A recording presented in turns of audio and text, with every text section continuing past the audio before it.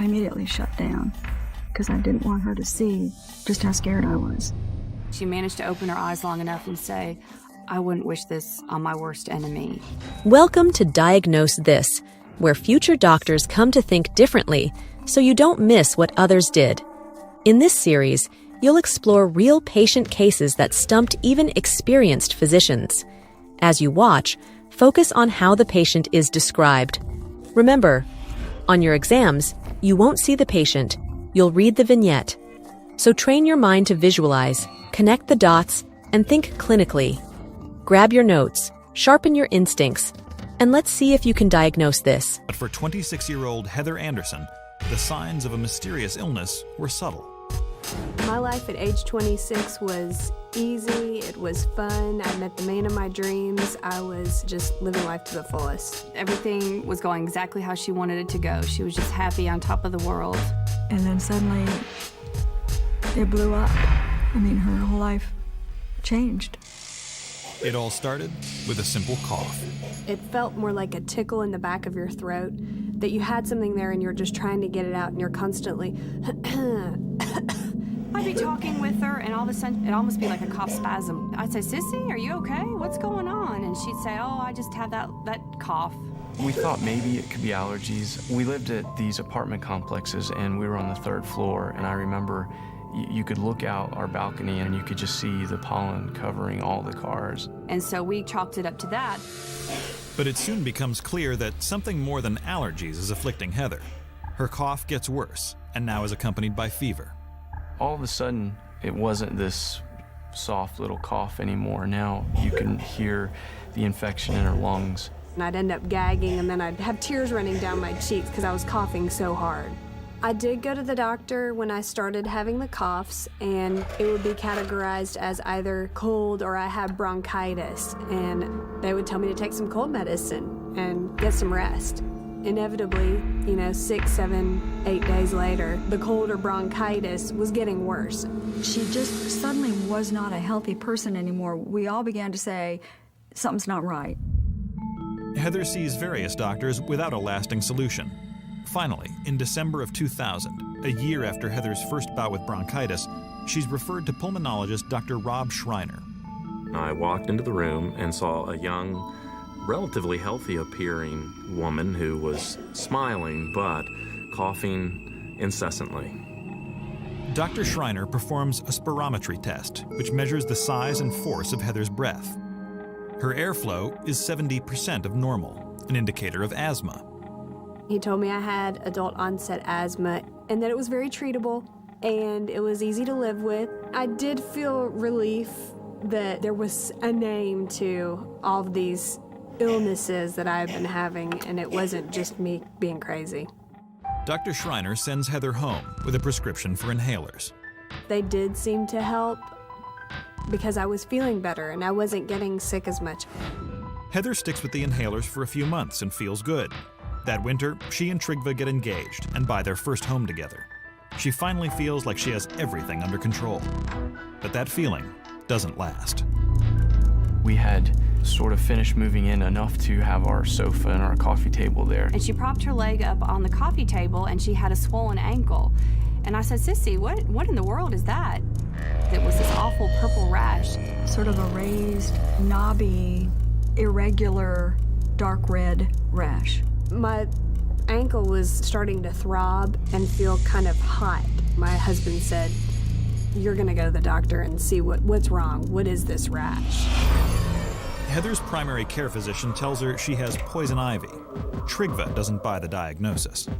I had poison ivy as a kid repeatedly, and there was no way that this was poison ivy. I was kind of embarrassed for them to have suggested that that's what it was. I was a little bit confused as to what was going on, but it cleared up really quickly. So I felt okay about it at that time. But a month later, the mysterious rash returns. The rash came back and started creeping up my legs slowly but surely. And it would be kind of like white in the middle, and all around the edges of it were red, bright red and bright purple. It was hot and burning and throbbing, and it was just very uncomfortable. Heather sees her dermatologist repeatedly. Each time, he prescribes a steroid cream and then steroid pills to get rid of the rash. But it keeps coming back. Desperate for an answer, Heather agrees to a skin biopsy. They took about that big of a chunk off the back of my leg and sent it off to the lab. And it came back with some results that said it had high eosinophils. Eosinophils are a type of white blood cell. The lab reports show that Heather's eosinophil count is elevated, but her doctor isn't concerned. An elevated eosinophil count is often found in patients with allergies or asthma. The doctors diagnose Heather with a condition called urticaria. So I remember I got online and we looked up urticaria. Urticaria is a fancy name for hives, raised rash. With no answer except for a diagnosis of hives, Heather is perplexed. For the next 6 months, her rashes appear intermittently. What's worse, Heather begins to feel a bizarre sensation in her hands.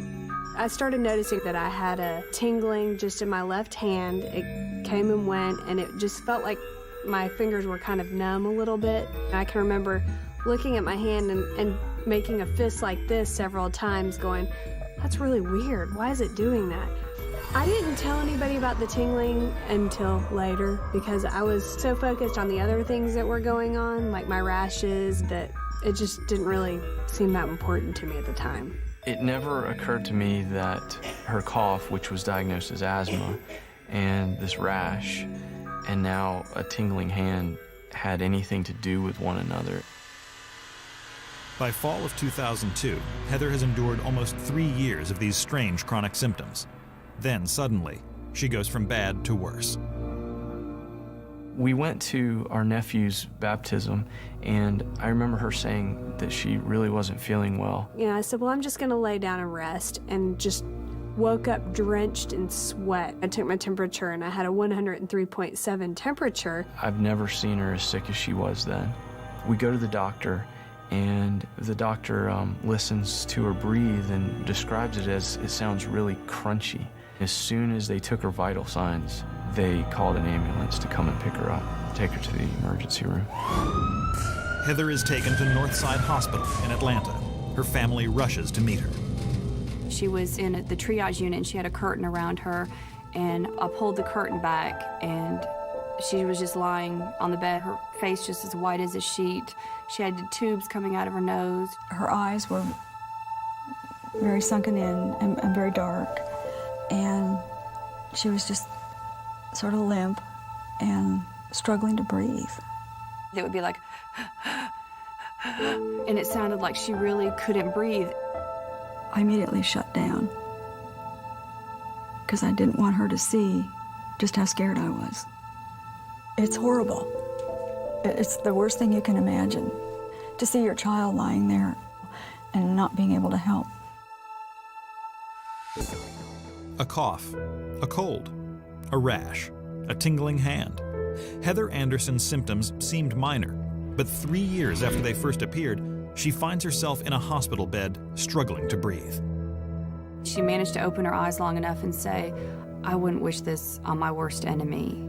I had heard from one of my colleagues in the hospital that a patient had been admitted the night before with an unusual set of symptoms and signs. 2 years after Heather saw Dr. Rob Schreiner for a cough, he finds her in a completely different state. She was very breathless, anxious, swollen. She was in trouble. Determined to find an answer for Heather's mysterious illness, Dr. Schreiner recommends a risky lung biopsy called bronchoscopy. You can do that test perfectly well, and the lung will collapse, or there'll be unusual bleeding, or the patient can have a reaction to the anesthesia.